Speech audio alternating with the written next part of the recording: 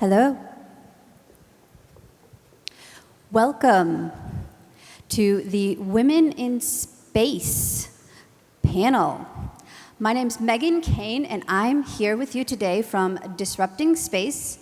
We are doing cross-industry collaboration as well as working with education and outreach such as this panel. Today I have 4 wonderful women for you to talk to. We have a few questions from the panelists, but most from me as moderator, but most of the questions are going to come from you, the audience. So we're looking forward to a lot of participation. So without further ado, we're going to invite our wonderful panelists, Lisa, Angleska, and Sophie, and Nancy to the stage.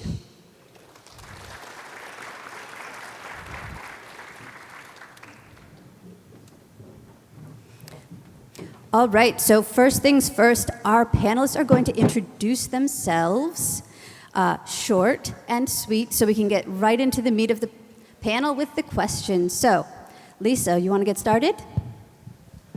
Hey everyone, my name's Lisa Johnson. I'm a non-binary black woman. I go by they, them pronouns.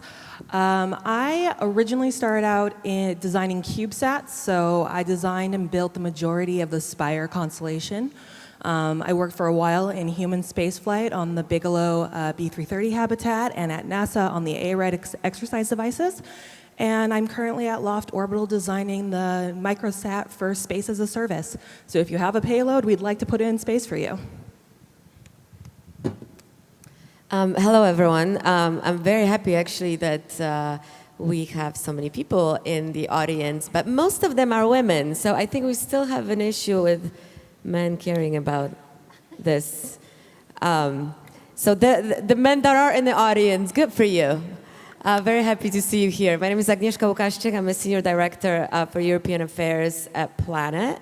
I'm based in Brussels, and I love space because I feel that what we're doing here, it really impacts lives on Earth. Hello, I'm Anne-Sophie Schreurs. I'm a senior scientist in the Office of the Chief Scientist at NASA Ames Research Center. Before that, I was a NASA postdoctoral fellow studying bone loss due to microgravity and space radiation. And aside from my career, I'm from Belgium, and I want to be the first Belgian woman in space, and therefore I work on the skills needed, such as scuba diving, skydiving, piloting, and training such as Project Possum. Hi everyone, my name is Nancy C. Wolson, and I'm here as Vice Chair of the IAF Technical Committee on NEOS. Also, I am a president of the Disrupting Space company, which focuses on analogs and research. And I'm focused on education and cross-industry collaboration, and I want to close the gap between people and space concepts. So that's my main concern. Thank you. Thank you so much for telling us your stories. Aren't they amazing? Yeah? Yeah, okay. All right. So we're going to get a little bit of information. We're going to start with Nancy on that end. And learning what inspired each of you to come into the space industry. Why did you start this epic and challenging journey? So I strongly believe that everyone should care about space because it's the next frontier and it's the future of humanity. So when I was 16, I decided that I wanted to be part of the industry. I wasn't sure exactly how, because when I was 9 years old, all I can think is, I want to reach the stars. I want to go up there, and I want to find out what is going on. By myself, I don't want to hear anybody's stories. I want to know. So that's what inspired me. Looking up into the skies and just wondering what is out there, and I want to know. In my case, actually, it was pretty late. I was already at the university studying biology, and I took a course of life on Mars, exobiology, and it blew my mind the way that I could combine space and biology together. And since then, I've been doing every effort I could. There was a European Space Agency contest, student contest that I participated in and won, and that was really a turning point for me to decide to follow my space career. So my story is very different. I think that most people, it has a happy ending, but it didn't start well. So I was not inspired by space at all. I thought space was weird. I didn't get it. I was studying international politics and security, and I wanted to make the world a better place. And as every graduate, I was looking for a job, and randomly, I was asked to interview for SGAC, Space Generation Advisory Council, and I Googled them because I don't even remember applying. I Googled them, and I was like, space. I was like, so weird, but I thought, I bet it's Vienna. Vienna's cool. Why not? I'll give it a try, and it's associated with United Nations. That's going to look awesome on the resume. So it was a very, very selfish approach. And I joined SJC, and I got completely brainwashed in a good way. I got the virus.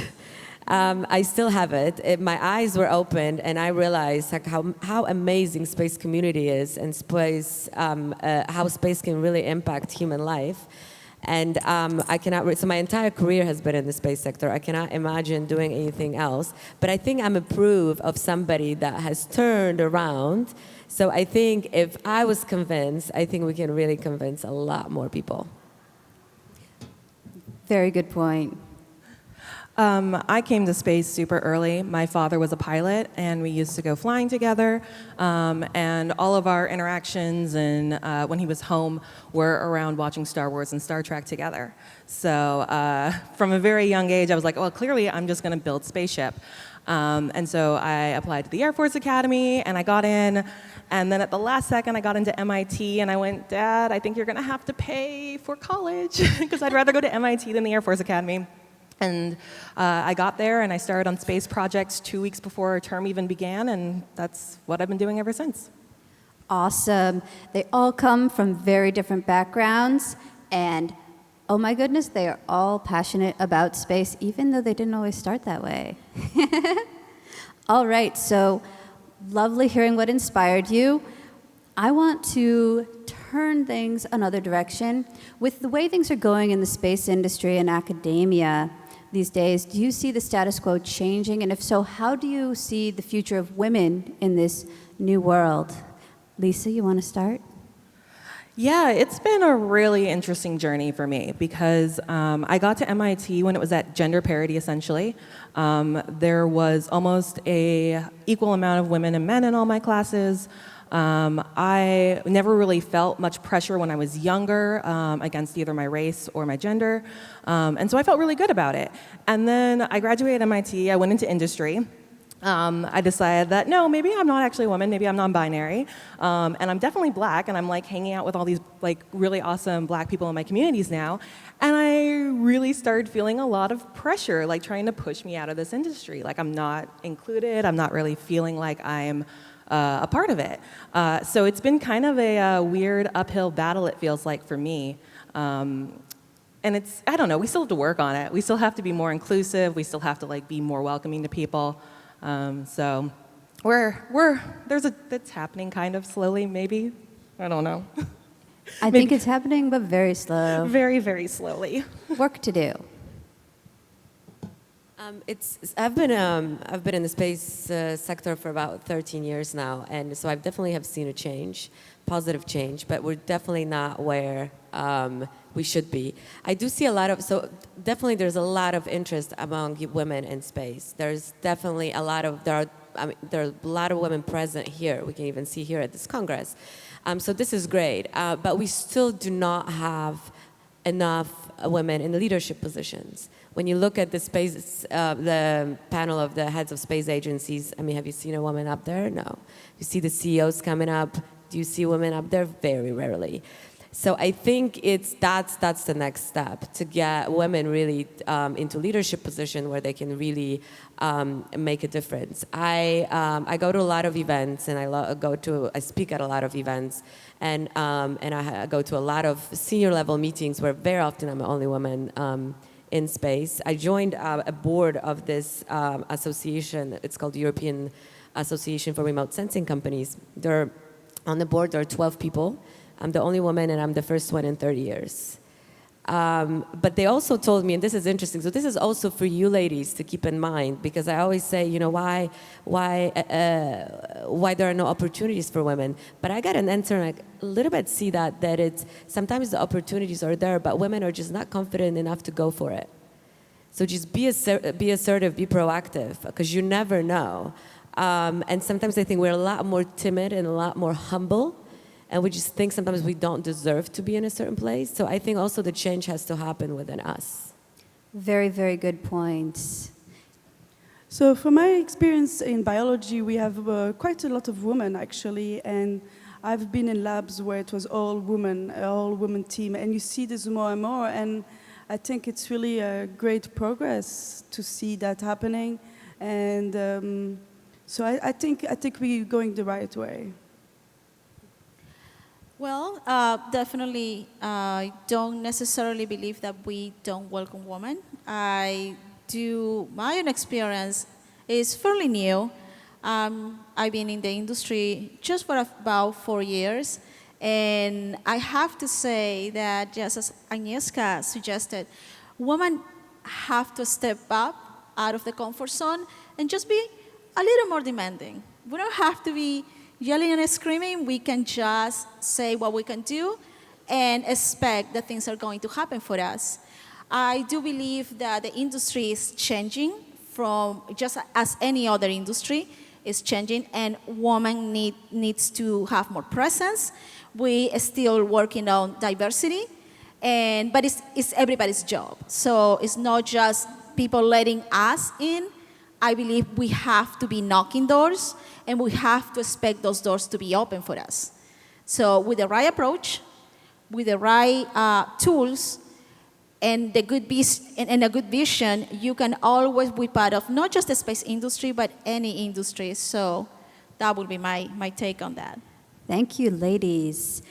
So in addition to what you see currently happening, why don't you tell us about a challenge that you've overcome in your career that could have either made or broken your career, and what happened? Oh, can you repeat the question?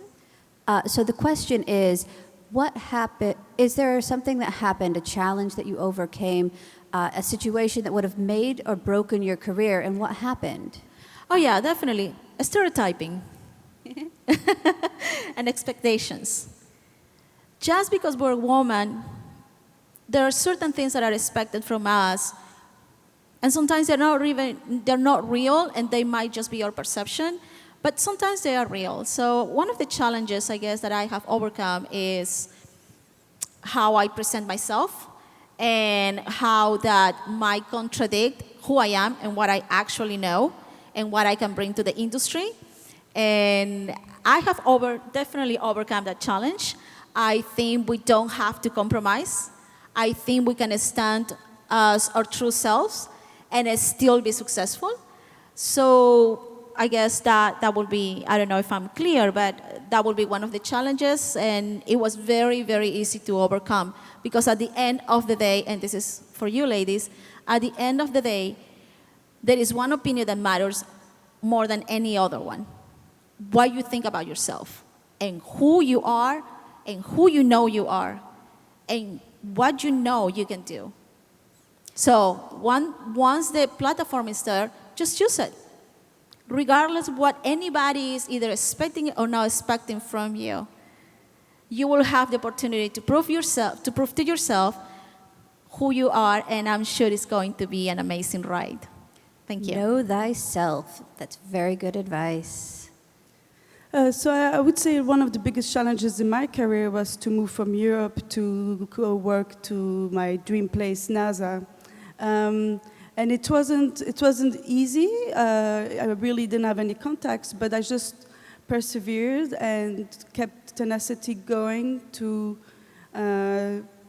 push and email and really try to make contacts. And it finally worked out. And then recently I did a career change again. I moved more into management in the office of the chief scientist. And it was also a big challenge for me. And again, I saw the application, I applied, and Like Agnesha said, we're sometimes too humble, but I just like believed in myself and pushed and then got the job. So, and now it's the new challenge for me is now to learn this new job. So you keep challenges, you keep being challenged in life, in your career. I think it's important to keep you focused. I think the biggest challenge that I had to overcome were really my own insecurities. To actually, so what I was talking about earlier, to actually believe that I can do something and I have something to say and that might be actually relevant to the community. And so when I told you the story that when I joined SGAC many years ago, and as I said, I really didn't know much about space, so there was a big learning curve that I had to learn. And SGAC, I don't know if you know, but it has a permanent observer seat at the UN COPOS, the Committee on Peaceful Uses of Outer Space. It's full of diplomats from all over the world who are most of the time 100-year-old men. I'm obviously exaggerating. And when I went there for the first time, I mean, everybody thought that I was an intern or, making a coffee or something. And I was sitting there and absolutely intimidated. And the director of the UN Office of Outer Space Affairs, who has been an amazing mentor to me, came up to me and he said, "So when are you making a statement to the UN?" I was like, "Statement about what?" He's like, "Well, what are you doing? You guys have a seat here. You represent the young people. You have to, take advantage of this. Don't take for granted." He said, "I'm putting you on the agenda for tomorrow morning." So I went home. I didn't sleep all night. I was writing this speech. I didn't have it approved by anybody because there was no time. I go to the UN. They give me, it's my time. I started reading this speech, and I was reading so fast that none of the interpreters were able to translate into the 5 UN languages, 6 UN official languages. So everybody just like turned around, because we always sit in the back, turned around, and was like, what in the world is going on? So I was just like on one breath, said this speech. I look up, the guy, the director is sitting in the front, just gives me thumbs up. But at least I was noticed. Afterwards, people come, say hello, and there was this one ambassador from a certain country that clearly did not like that a young person was having a floor at this very prestigious event. And he comes up to me and he says, "This was very nice, congratulations, but you should think about having family and kids, because you're never going to make it in this sector." And I was just, kind of slapped in the face. And but what doesn't kill you makes you stronger, right? So I am here on a bunch of these panels, and I don't see him anywhere around. So.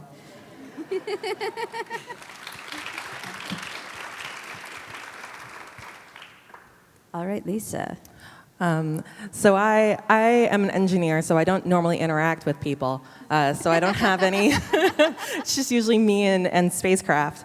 And I'm usually in startups, so there's a lot of really crucial make or break moments in most startups. And it usually comes 48 hours before you have to deliver a satellite.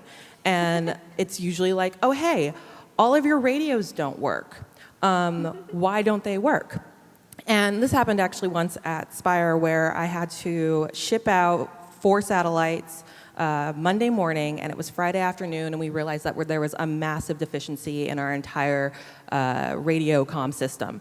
And so I disassembled 4 satellites middle of the night, reassembled them, retested the entire environmental AIT test flow, cutting some corners, and did all the final checklists, which maybe some of you haven't experienced it, but final checklists for a satellite before you put it in a deployer are a nightmare, because you want to make sure that everything is as it should be when it deploys in space, and there's no wiggle room. You don't get a second chance. Once it's in that deployer, you're done. I was awake for something like 36 hours, taking cat naps in the clean room underneath the satellite bench, because I didn't want to take the time to disrobe to get out and come back in. And we somehow managed to meet the clock, package it in the deployer, get it in boxes. FedEx guy was like waiting there in the hallway with bubble wrap, like literally for me to bring it out of the clean room. And during this entire period, I had 2 other guys working with me who consistently had to take more bathroom breaks, more drink breaks, more food breaks, more sleep breaks. And it sort of really showed to me that there's a lot of like deep-seated passion or strength or just pure endurance that I can do when I know there's a very critical goal on the line that I guess a lot of my coworkers can't sustain for long periods of time. So that really, to me, showed where my strength lied, and so I've been. I draw on that any time that we end up in AIT. I've been told I get very hangry, which is hungry, angry. But at least I can keep my hands steady and can keep building things and get stuff to space. So, I don't know. That's awesome. And they all worked, right? Yes, they did. They all worked and they all communicated with ground. Awesome. So, next thing. This one's going to be fun. So, tell us about the biggest career or entrepreneurial mistake that you have made. Because we learn much more from our mistakes than our successes. Well, depends on who you are, but Lisa? To build on the fact that I'm not great with people. So all of my biggest mistakes in this industry have come from speaking truth to the wrong people, or to the powerful people at the wrong time. This resulted in me getting fired from my last job for insisting that an electrical power system would kill astronauts, and I was told I was wrong and summarily dismissed. But I really don't feel that, like, for me, if I am building a human program, something that humans have to touch in space, I couldn't ethically not say something at the time I had to say it. So I don't regret it, and it's kind of, after it happened, I was really like, oh yeah, good. I'll actually say things at the moment when you have to say things. So that was kind of, that was a nice revelation about myself, because normally I'll wait until after a meeting and be like, no, maybe we shouldn't do that, guys. Like, maybe we can recheck those requirements. But it was really good to know that I could actually stand up in the moment and be like, no, we should not be doing this, sort of regardless of the consequences. Well, one of the mistakes that I have made was not bringing warmer clothes to this IAC. That's for sure. I think we all made that one. I mean, we make mistakes every day, and we learn from them, as you said. So sometimes I don't really look at them as mistakes, but rather lessons. But one of the things that you learn as you grow, because my job is more in government affairs, and so you really need to kind of, it's similar to what you said, who you talk to and what you say to them. And how it can be used in spin. So, for instance, I made once a mistake where I was at a reception after a big event, and I was speaking freely about what I was thinking about a topic, and it turned out that the gentleman, that was around the table, was a journalist and wrote a story about it, and it spun it in such a way that did not make me look very controversial, and this was not exactly. This was not good for me or the company. So I am now very, very careful what I say and who's the audience, because you never know how people are going to use your words and spin them. So I'm thinking of this one mistake I made. It was for an international fellow application for JAXA, the Japanese Space Agency, and I missed the deadline because I didn't do the math the right way with the time difference. And that was a big disappointing moment, but I didn't let this bring me down. I waited a few months, or even a year, and I wrote to them again asking when is the next selection. And then recently they wrote to me back, it's soon, be patient, we're gonna have an opening. And I guess what I'm trying to say is that not to give up and to keep fighting for what you want, even when you make mistakes. Yeah, I mean, as it's been said before, I mean, we make mistakes, and you just have to overcome them. In my case, I guess one of the biggest mistakes will be doubting myself, to the point that I stop myself from trying something that I know I could do successfully. I did learn.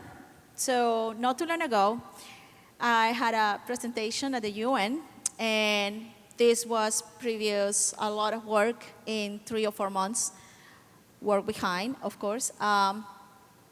And at the beginning, I wasn't confident that I could bring something to the table that was relevant for this specific meeting. And I was told that even if I submit a paper, it will not be accepted. So I didn't. I changed my mind just 1 week before the deadline. And I submitted an abstract. And I was competing with a person that told me that my abstract will not be admitted or will not be accepted. And guess what? My abstract actually was accepted for a presentation, and his was just a poster. So, yeah, I think don't doubt yourself. Just keep going, keep moving, and you will see magic happen. Just like I did just a few weeks ago. Thank you. That is awesome. Now, we're going to turn the tables around, and instead of me asking the questions, we're going to have you asking the questions, all right? Does that sound good to you? All righty. This gentleman over here has the microphone, so we have right here on the, stage left, which is, I think, the right side of the room. It's a little confusing from this end. So right here. Don't be shy. Stand up. No, Come on, don't stand worry. up. Shyness is not something you have to worry about for me. Oh, that's awesome. Yes. What's up, guys? Love it. So I don't have any of you guys dealt with workplace harassment, and how do you get around that? Even at things like nice. conference harassment or any kind of harassment. Okay. Okay. Wow. Who wants to go? All right. Who wants to take this one first? Eeny, meeny, miny, I can mo. go, yeah. Okay. Okay, wow. So that's a very delicate situation. There is 2 ways that you can approach this. Be very defensive, or actually take it as it is. Try to gather your own strength and pull through the situation. And in my case, I just recommend always keep a record of everything. So, but also not being defensive, and try to change the conversation. If it's not possible, then you're just gonna have to bring it up, and again, try to make a point. Don't dismiss it, because it will not change anything. It will just allow and enable this to continue.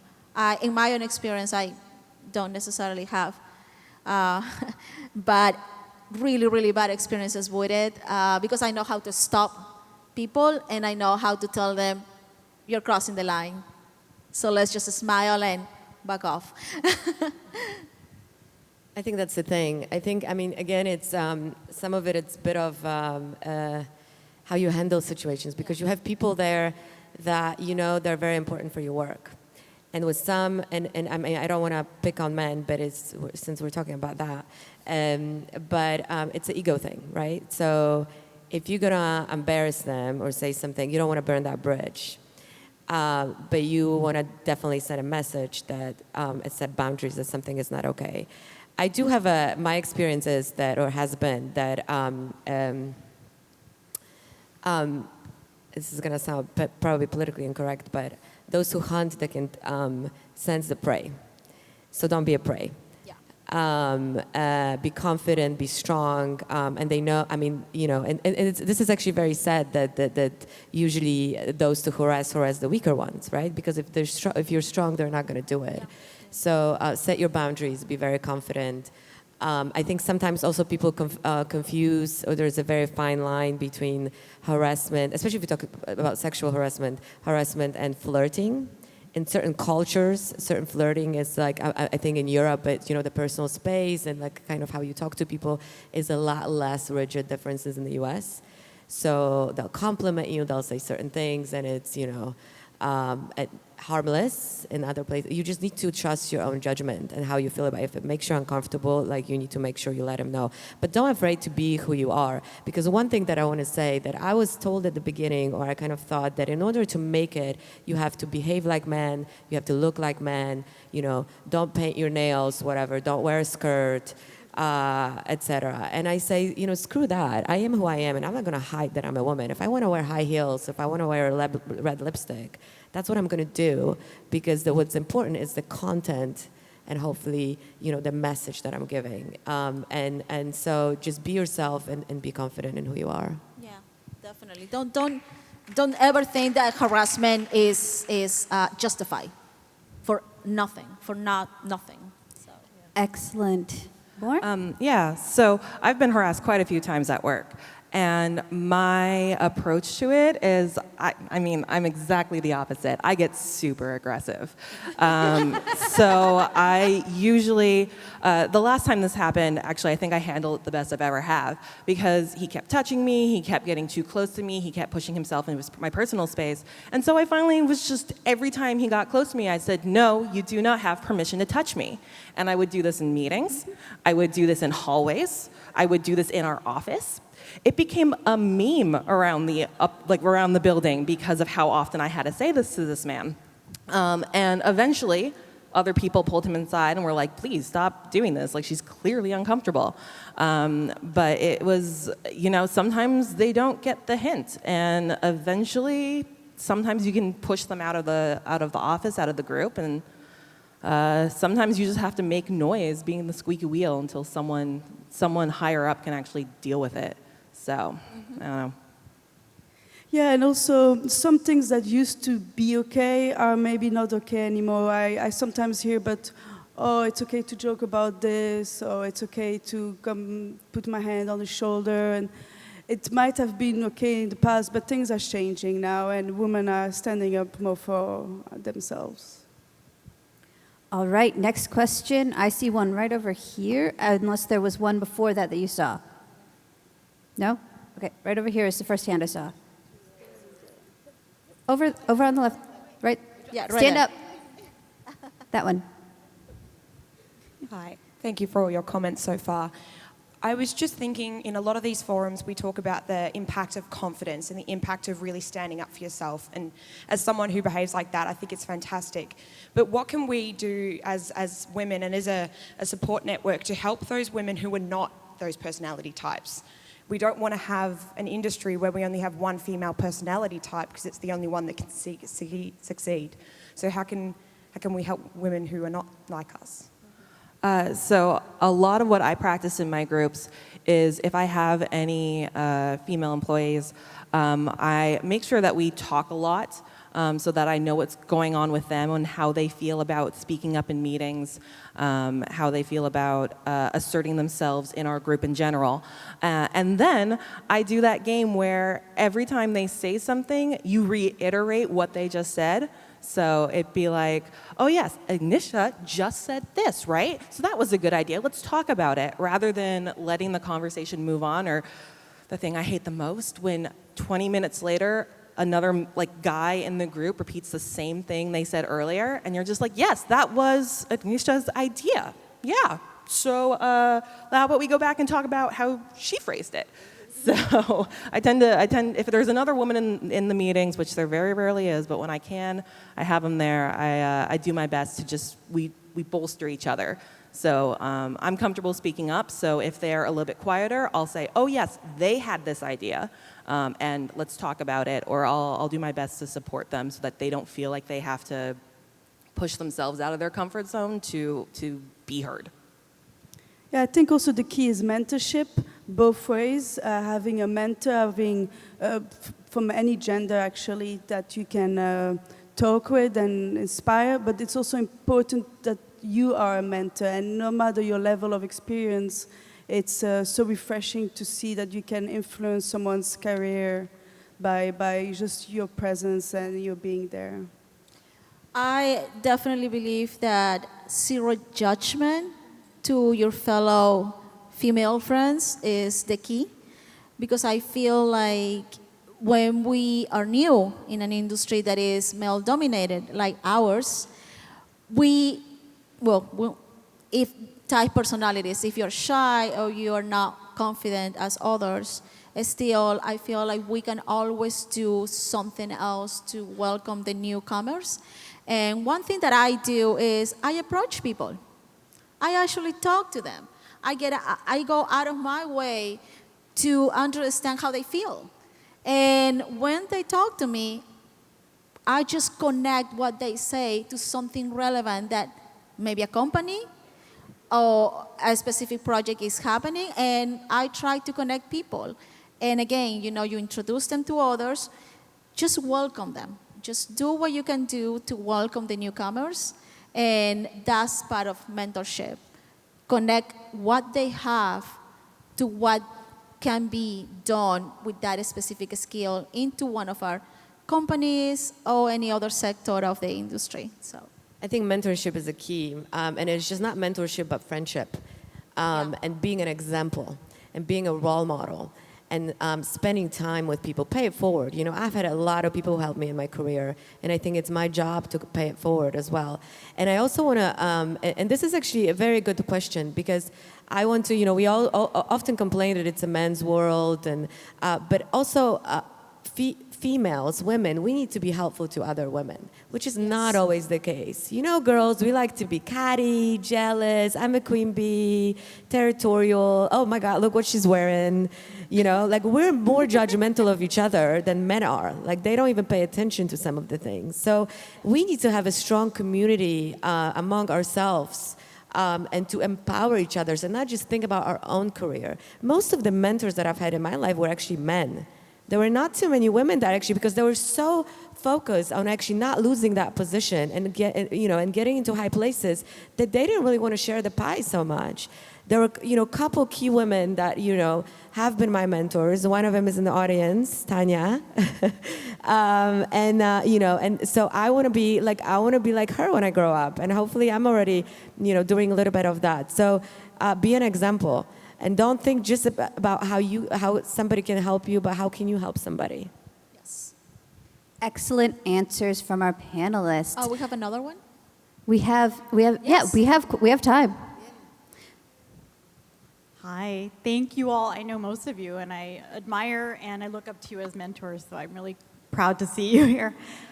You mentioned this about helping each other, helping to push each other up, and I think it's really important because recently, from an agency and from a private sector group, I've had men who are trying to put programs together for women and women in STEM to encourage young women to come into STEM and to remain in STEM, ask me, how do we justify this to our executives?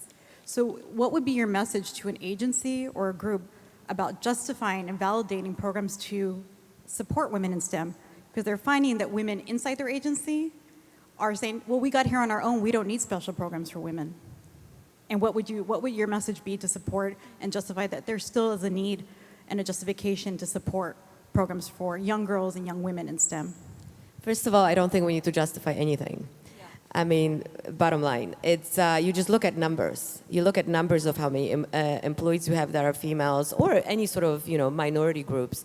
You look how many women are in leadership positions, and there's clearly a gap pretty much everywhere. So that's just it's you want to empower those that where their voice is not heard. At the same time, I do want to say that I also don't want, at least this is my personal point, but I don't want to get into places because I'm a woman. I want to get into places because I'm good.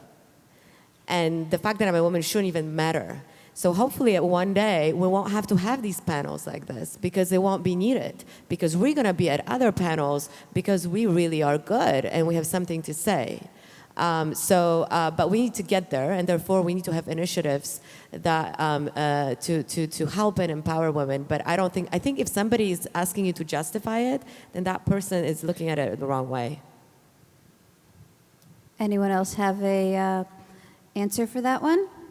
Well, women in STEM is extremely important. So back to the same thing, justification is unnecessary. We are part of the planet. We shouldn't be demanding to be heard. That's not the way that you want to approach this.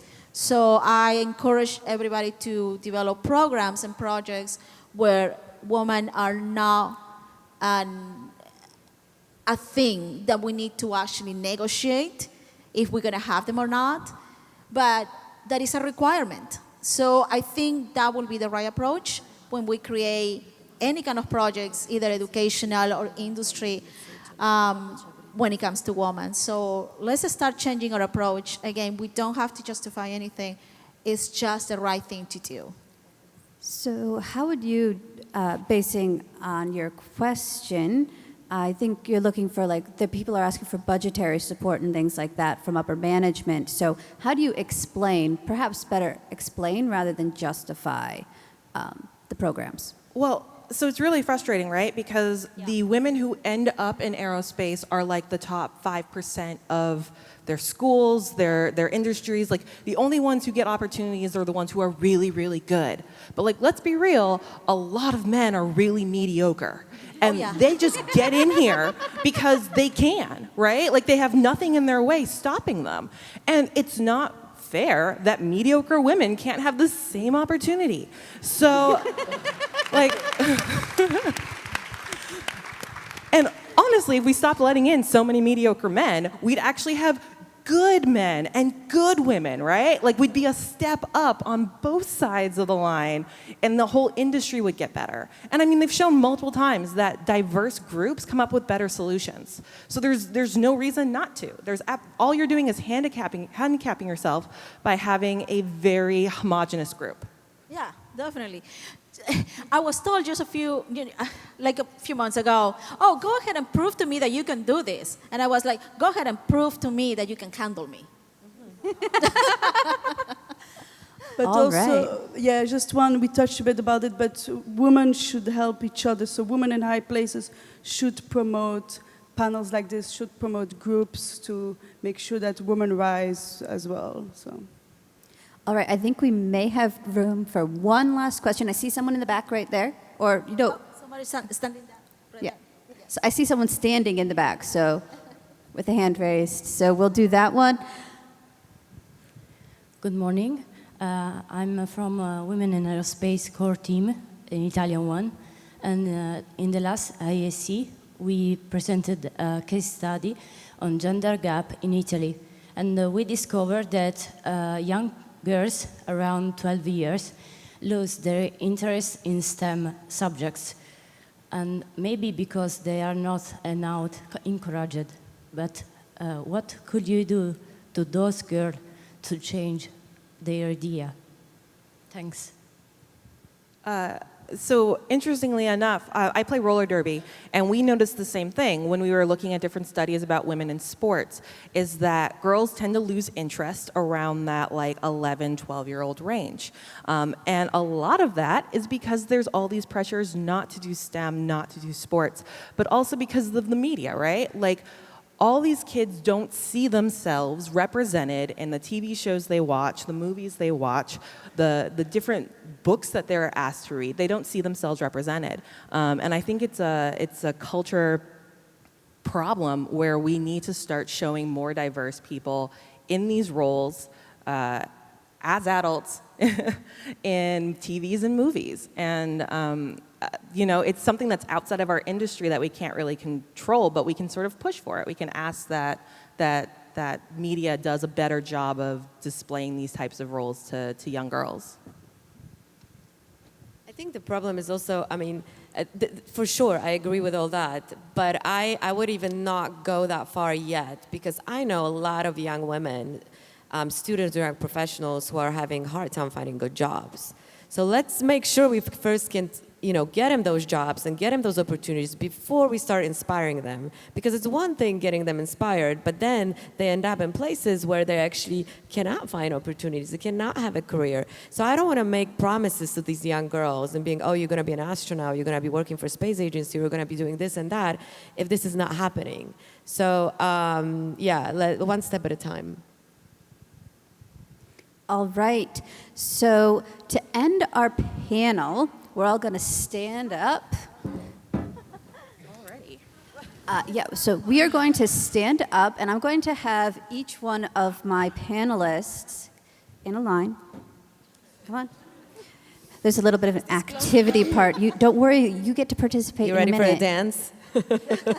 I suppose we could dance, but what we're going to do first is we're going to have each one of you give us 2 words that, in your mind, exemplify space to you or personalize space for you. So, Lisa. I know I forgot my 2 words.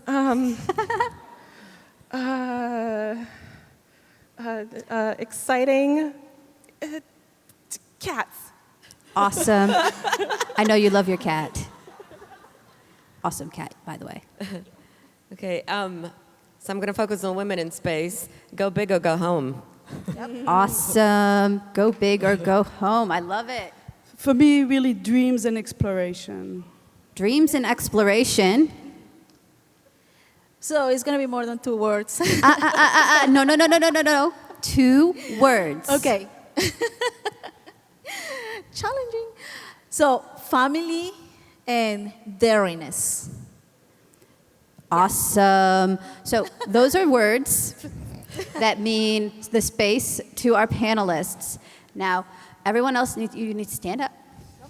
You can join Now us. you're going to dance. Stand up. I said there was going to be Get your participation, cameras didn't I? ready because this is going to be fun. So if It's you going want to to be fun. record Okay, this, so we're going to get your do. phone, get It's your sort of iPhone. like a rock concert. So you're going to do. We're going to do 1, 2, 3, and we're going to do space rocks all together. Okay. all together. You ready? We're gonna okay. try, yes? 1, right. 2, 3. Space rocks! Oh, we can do better You than can do that. better. Come on, let's do it again. You can be louder. Yeah? All right. And hands up, okay? Got Ready? it? 1, 2, 2, 3. Space rocks! Woo!